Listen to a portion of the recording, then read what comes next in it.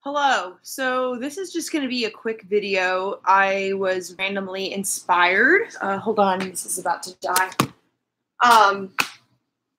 So I watched one of Dave Superpower's videos this morning that was talking about NI, and he said the words which I've thought this thought before, but I haven't said this word before. But he said, like, your dominant function sucks. And this is something that I've thought about.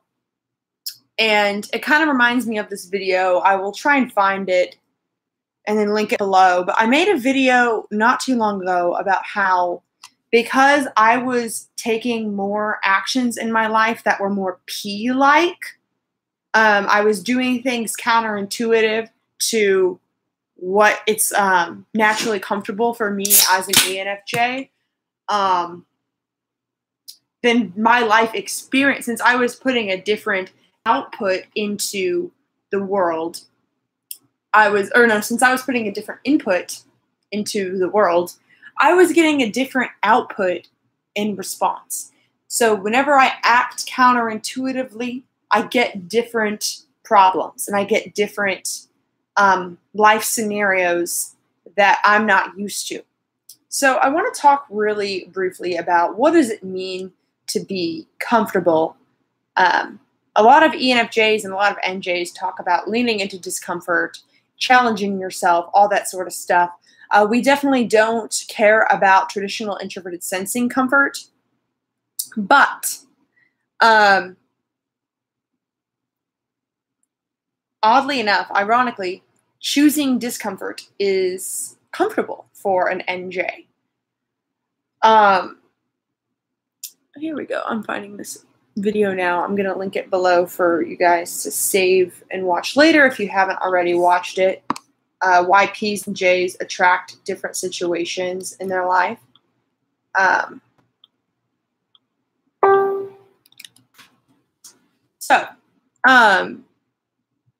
Dave Superpower said, your dominant function sucks. He was talking a little bit about how NI in an ENJ or in an ISP is going to be more reliable than NI in an INJ, because whenever functions are in your middle grouping,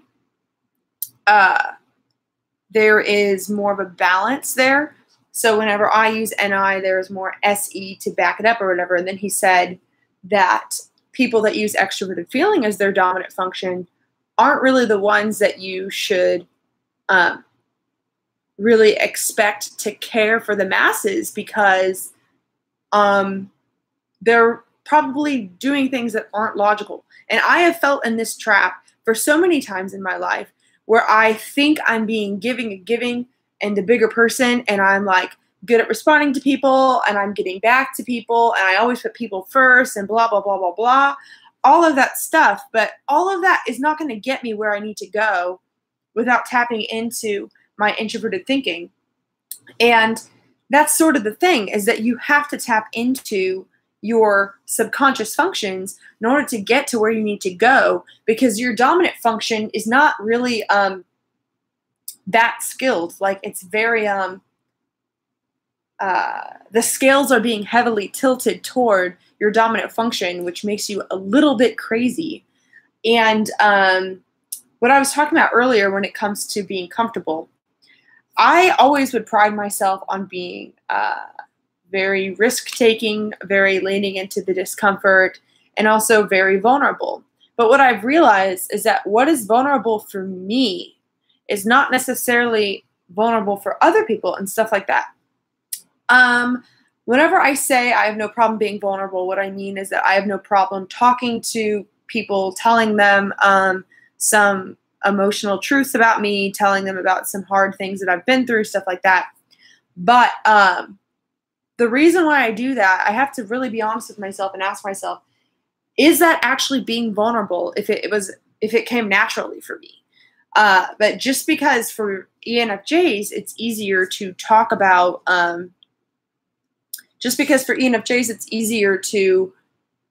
emotional truths doesn't necessarily make it vulnerable for us. I'm about to look up the definition of what vulnerable even means.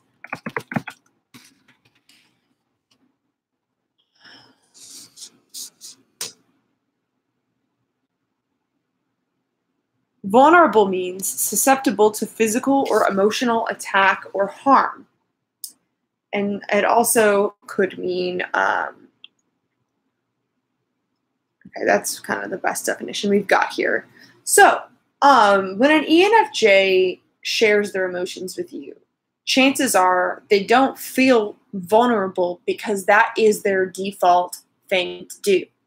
So I've had to realize that, in fact, acting counterintuitively to what feels natural and what just flows out is actually what makes me vulnerable. And what makes me feel vulnerable is different than what makes you feel vulnerable. Does that make sense? And the only way to grow and to strengthen what we have is to feel vulnerable. To me, what feels vulnerable is using introverted thinking. And to other people, that's not vulnerable at all. To me, what feels vulnerable is being quite logical about the way I run my life and about the people I invest in and about and being more standoffish. That is hard for me. That makes me feel vulnerable. Whenever I put myself first, whenever I act as an individual and I have boundaries, that makes me feel vulnerable. Because whenever I put boundaries up, that makes me think that I am shutting people away from my life and that I'm not going to be accepted and I'm not going to be loved. It actually makes me feel safer to cling on to the extroverted feeling and just be a part of the group and take what people say into account and listen to what other people say and try and make a decision in my life that fits the extroverted feeling of what people expect from me. Whenever I make a decision that is purely based on my subjective opinion and my subjective reasons, that makes me feel vulnerable. And that is a challenge for me. So I'm about to see if there are any comments. I haven't really been looking. Hi, Nick. Hi, Melissa. Hi, Constanza. If anyone has any comments that relate to this, please feel free to share. This is going to be a relatively short video. I was kind of already planning on making another video today, but then I felt randomly inspired to talk about this because I think people don't know necessarily what it means to use their inferior function or to use their subconscious functions in the Myers-Briggs or in socionics or in whatever typology system that you subscribe to. Because some people warn you against it. Some people are like, oh my gosh, like that is unhealthy to use functions that you shouldn't be using and stuff like that. I'm in the belief that we all can use all 8 functions, but the top 2, your dominant and your auxiliary function, they are conscious and they're valued. And so that means that it is natural for you to use them. You use these things on autopilot. And whenever you do anything on autopilot in your life, that doesn't necessarily mean that you're really good at that said thing. It just means that you're very open to it and you care about it a lot and you put effort toward it and it's easy for you to do. But just like if somebody was born and they are gifted at singing, perhaps. For example, like this is a good example for me because I was born naturally being able to sing. But in order for me to become a successful musician, I had to learn how to read music. I had to learn how to classically train my voice. Just because I naturally have relative pitch and I naturally have a good sound to my voice, that's still something I have to cultivate if I ever want to make an impact in that. And this example stands because I probably am not going to be a famous musician because I have focused on cultivating other things in my life. But if I wanted to be a famous musician, I would have had to cultivate those strengths. Just because I naturally have a voice doesn't really mean anything. And just because you naturally have your dominant function doesn't mean that you have cultivated it.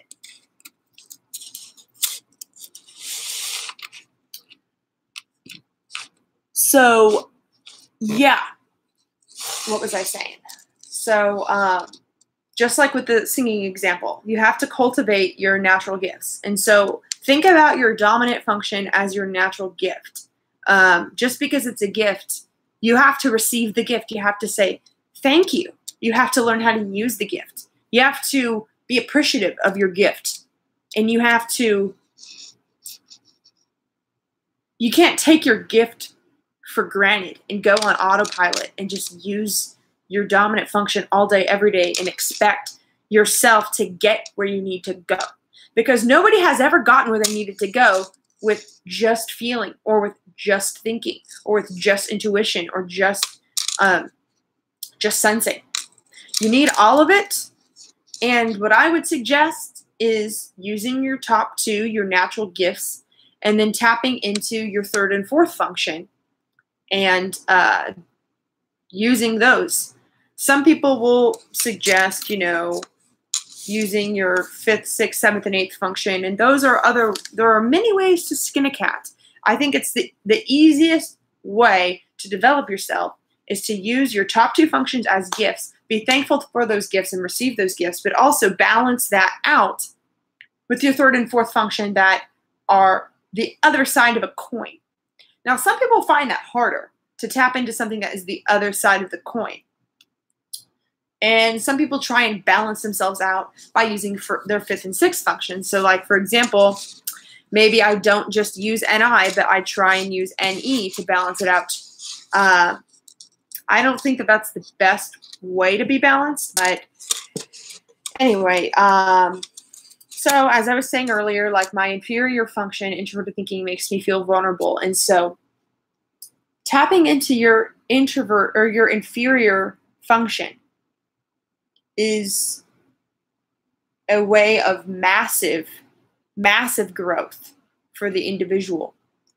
And I think that there are two ways of doing it. Like, I know that there's a book about that being like you're in the grip of your personality, but there is a huge difference between being in the grip of your inferior function and with using it to support your dominant function. So here are two different examples. As an ENFJ, you would know that I was in the grip of my TI if I was like, you know what? Fuck the group. Fuck the tribe. I am done. I don't need any of you. I'm going to now ridicule you and point out your flaws so that you all love me and that I feel better and that I don't get hurt by the tribe. That would be an ENFJ that completely shut themselves down emotionally and became jaded. And I unfortunately know some people like this. And the ones that come to mind are like men in comedy, if that makes sense. Like, there are a lot of male comedian ENFJs that like are just really dark, and their humor is really dark, and they close them out to connection because their dominant FE cares so much about being connected that they would rather exclude the group first so that they don't get excluded. And so that would be an unhealthy way of slipping into the grip by pretty much giving a big middle finger to your dominant function and just closing yourself off emotionally. But a good way of tapping into your inferior function, if you were an ENFJ, would be to understand that, you know what? Me giving myself to everybody else all the time isn't sustainable, nor is it logical or practical, nor is it healthy for me. In fact, maybe if I thought more critically about who I give time to and thought more critically about my body as a vessel, my energy as a vessel, and I tried to protect myself more. I made sure I got sleep. I made sure that I thoroughly vetted my relationships before I entered them. I vetted my contracts before I signed them, my working agreements, my business relationships. What if I thought that through a little bit more before I bound myself to an agreement with another person? What if I more picky about who I let into my inner circle. And what if I do that because I know that it will help me be able to give even more to people? That is a very healthy way of an EFJ to tap into their introverted thinking. And every type can do this if you tap into your inferior function. But what you're going to have to do is make sure that you tapping into that is serving this very pure, higher goal from your dominant function. It can't be your dominant function giving up and being like, F you, I'm going to go to the inferior. The only way that it is like beneficial for you and challenging is if you know that it is directly feeding and supporting it. And it should feel really pure, because the cool thing about your inferior function is that it is really pure. It's not tainted by the eighth function. Like, for example, whenever I use thinking, it is only introverted thinking. That's something that's really cool about an ENFJ, is that they think for themselves. We use our own independent logic. We come to all of our own conclusions. You might think of ENFJs or ESFJs being sheep, but yeah, they think about what other people think and feel. But ENFJs and ESFJs, they do not just take what the authority says is true. That we question everything.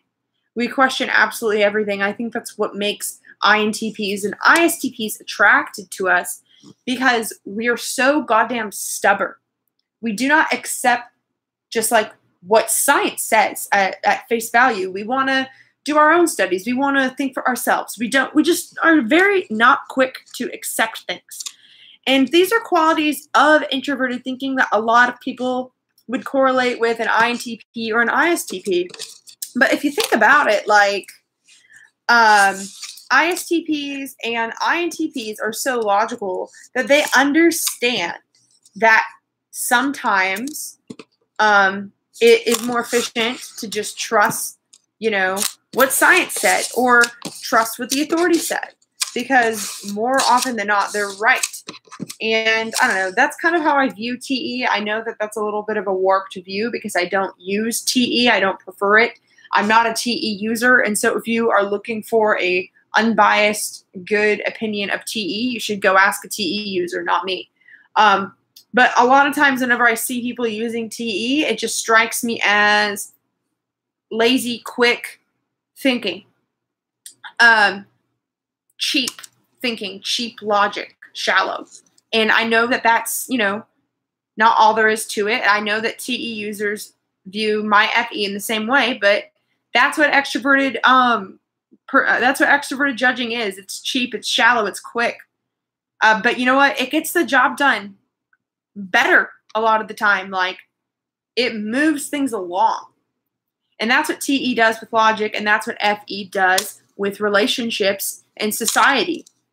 And that's why we all have one extroverted judging and one introverted judging, because we all need a balance of something that moves us along and then also something that stops us in our tracks and makes us think a little bit about it.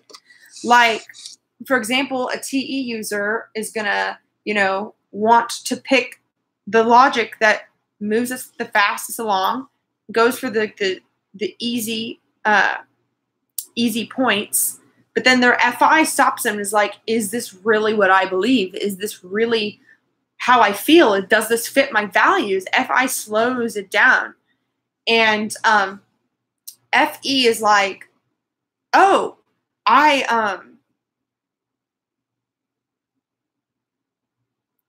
yeah, sorry, I was just reading what you guys were saying. FE will like want to do what is going to make the group happy, and it will just do that quickly. Like, oh, like so-and-so wants me there, or so-and-so, it will mean a lot to them if I do this, blah, blah, blah. I want to smile. I want to do this. I want to whatever. And then it's TI that slows the FE user down and is like, wait a minute, does this make sense to do that? Like, have you thought this through? Like, is this practical for you? Is there even any reason why you're doing that? So that's why that's why that happens. So,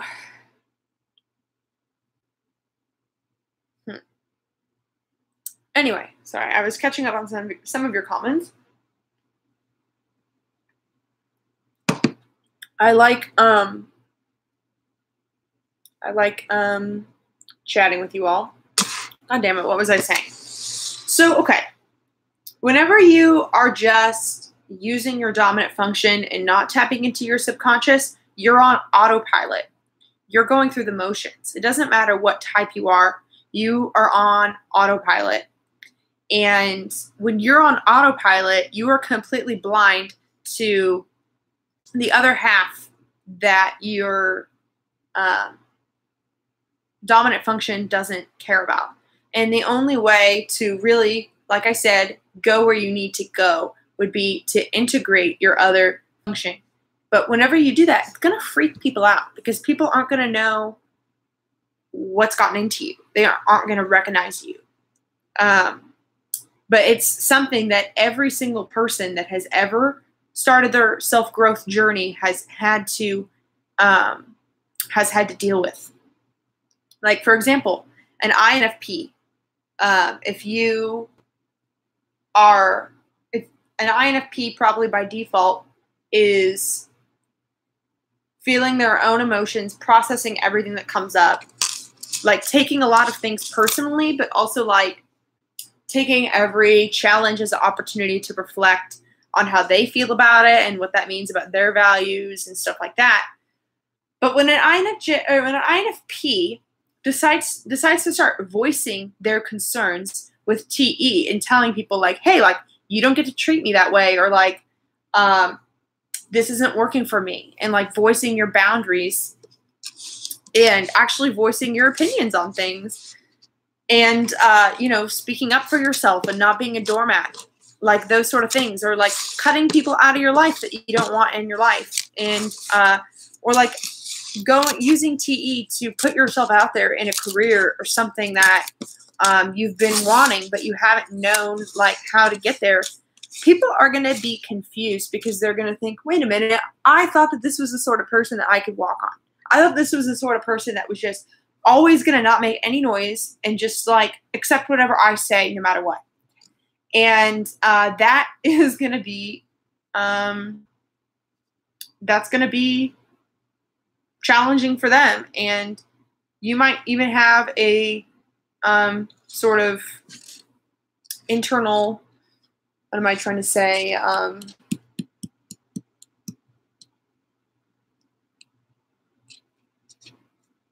So someone says, I've never seen an ENFJ cut people out. Never done here ever. That's so opposite.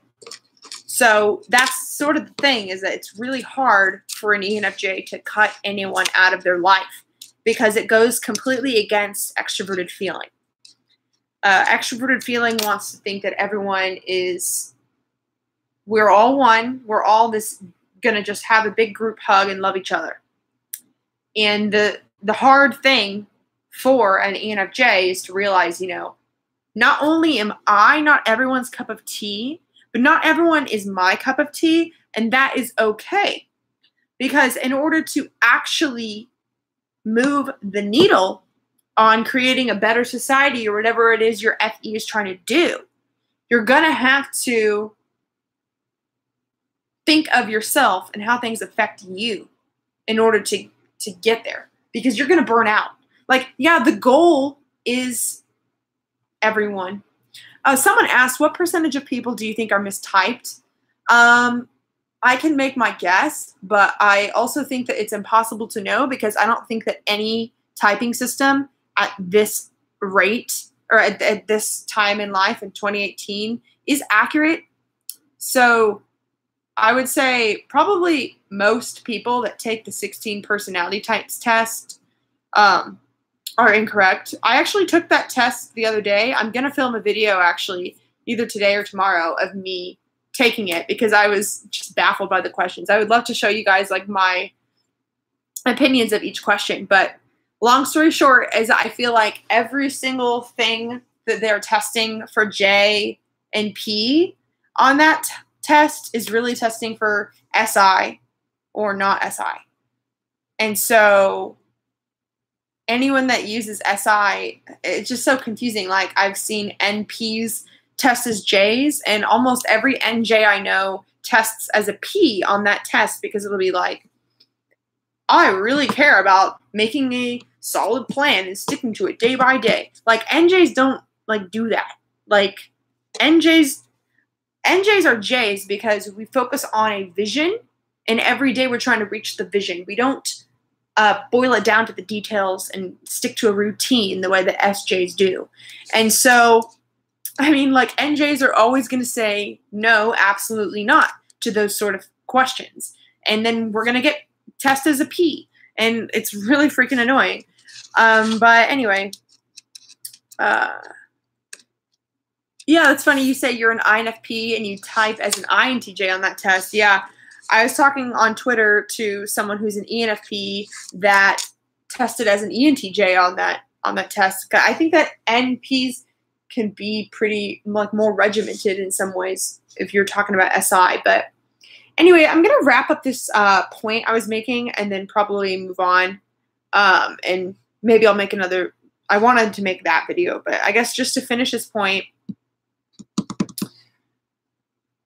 there are healthy and unhealthy ways to tap into your subconscious function, and I am I'm trying to wrap my brain around how I want to explain this or teach this or understand. Yeah, okay, Isabella says, I took the keys to cognition test, and I think that's the best one. I agree that that is the best one. I'm not necessarily sure how accurate it is, and I wouldn't necessarily give a number of how accurate it is. But yeah, another thing with the 16 personalities test is that so many of the questions are just biased. Like, one of the questions was like, emotions control me more than I control my emotions. And my question to that was, who is me? Who are you to say that you are something different than your emotions? Like, that question in and of itself shows thinker bias, because you are associating the subject with your mind as opposed to associating the subject with your heart.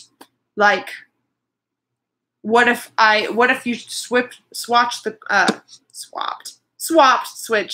What if you changed the question and made it say, I am in control of my negative thoughts more so than my negative thoughts are in control of me? Like, I think that feelers are in control of their emotions more than thinkers, and I think that thinkers are in control of their thoughts more than feelers. And it's ludicrous to think that the question, I'm in control of my emotions more than my emotions are in control of me, every thinker is going to read that and be like, oh yeah, like, I totally am in control of my emotions, when they're not. Thinkers are not in control of their emotions.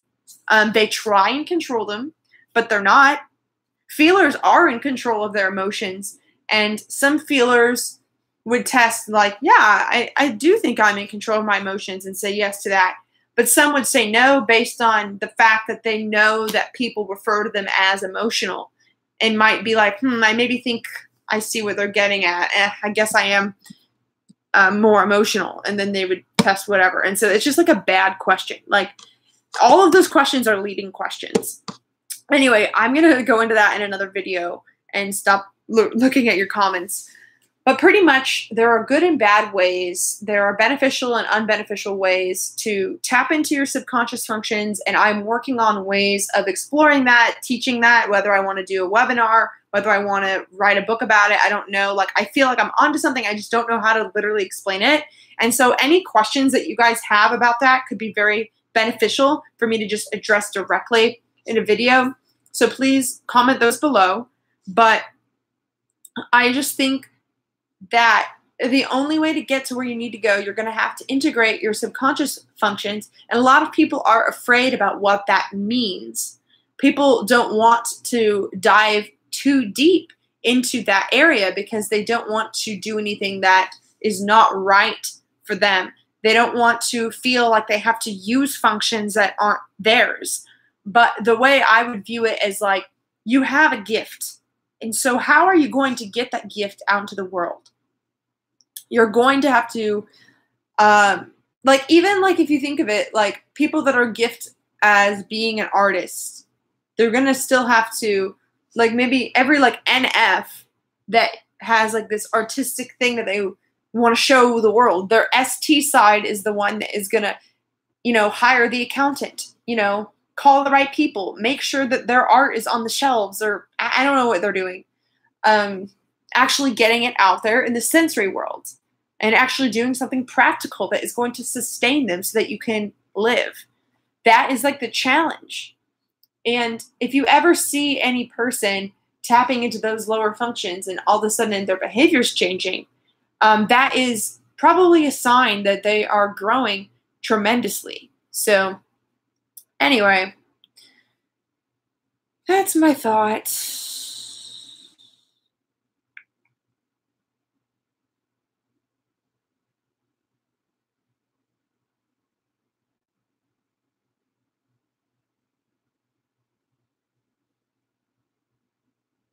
I'm very glad I filter my comments on here because I have been getting some inappropriate ones, which is really freaking uncalled for. So if you're listening to this, please, you know, kindly fuck off. Yeah. Anyway, thank you guys for watching this video.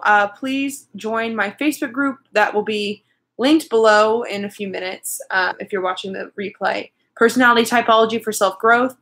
And I also recently launched a VIP Facebook group that is where I'm going to be sharing more live videos and just pretty much a way for you to connect with me more one-on-one if you have individual questions or if you want to I'm sorry, I'm really distracted by this dude that I'm about to block.